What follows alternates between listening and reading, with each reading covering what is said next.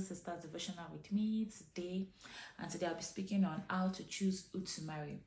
And our two Bible texts will be from the book of Genesis chapter 13 verse 9 to 11, and also Isaiah 41 verse 8. Actually, to understand this whole thing very well, you could read the whole book of your chapter of Genesis chapter 13 verse 1 to the end, so you understand the bigger picture. But because of time, I'll be going straight to verse 9 and 11, and I'm going to be using, it's about Lot and Abraham and how, and choosing, and like what you have in the future after choosing. Okay, the difference between Abraham's choice and Lot's choice. Even though Lot got to pick first, you know, there's something about what you can see physically, and what the spiritual eyes can give you, the ability to have spiritual eyes can give you to see, and then how that affects your future. Because at the end of the day, marriage is not just, to marry is not just about today alone, or the wedding today alone, or what you can see today alone.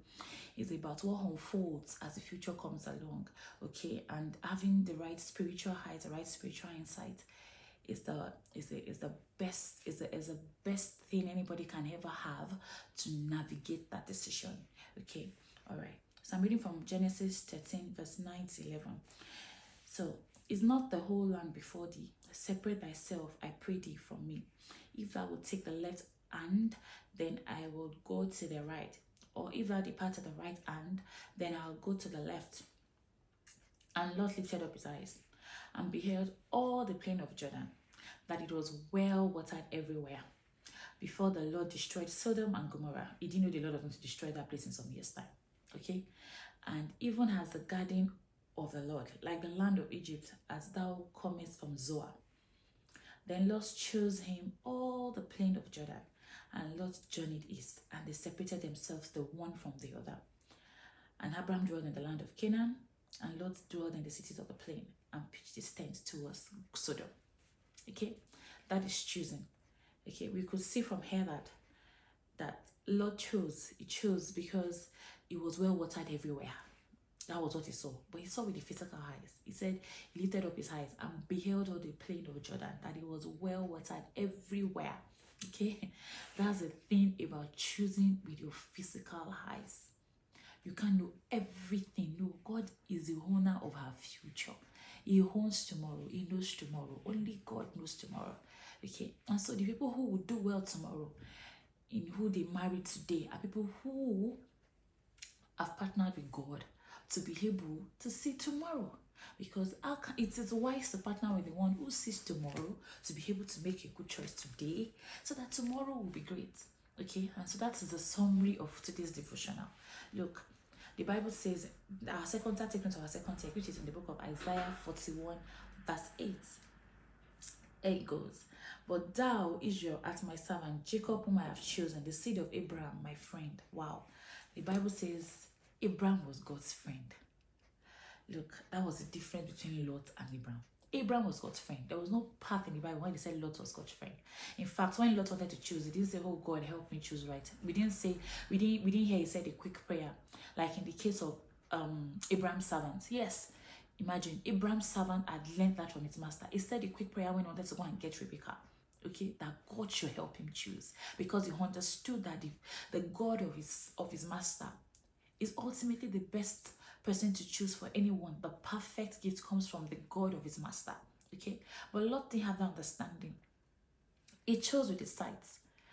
There says you can't afford to make your decisions about who to marry based on what you see physically. No, it's a no. It's a no. You need to partner with God like Abraham did, because we saw that the hand of Abraham was way better than that of Lot. Lot's children got into trouble because of the decision their father made years back. Those girls did not grow up with the right understanding of life. So when they found themselves in that situation, they committed incest, because in the first place they were not supposed to be in that location if their father had made the right choice years back.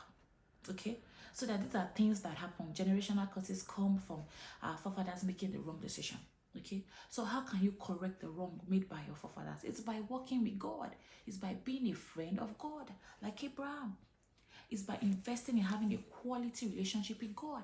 Look, if you do not invest in having a quality relationship with God, like I'm telling you, this takes like It's the earlier the better for you, the better you start. Because when you get to that point of that decision, all you are going to bank on is the quality of relationship you've had with God. Look, they said God was the friend of Abraham. Who is your friend? Your friend is somebody who you spend time talking to. Your friend is somebody who you know their voice. Those are two things basically that qualifies your friend, somebody who does good things to you. You know, somebody you like to talk to, somebody you like to chat with. Who has a friend that you don't talk to? Nobody. So if you are going to be a friend of God, you must learn to chat with God. That means, how do you chat with God? Prayer. You must pray often. Do you know your friend's voice? Yes, because your friend will always respond to you. So you also need to cultivate the habit of knowing God's voice. Not when you get to the junction of making that marital decision. No. It's a life spent investing in having a quality relationship with God as your friend is what will pay off when you get to the junction of making that decision about who to marry.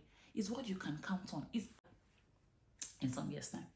So that time you would never regret it. Please spend time in your prayer life, in knowing God's voice, in studying your scriptures, and be friends with God, because that's the key to a successful marriage. Key to marrying the right person first, and then a successful marriage. Thank you. Have a wonderful, wonderful day or week ahead, or however you listen to it. Thank you. Bye.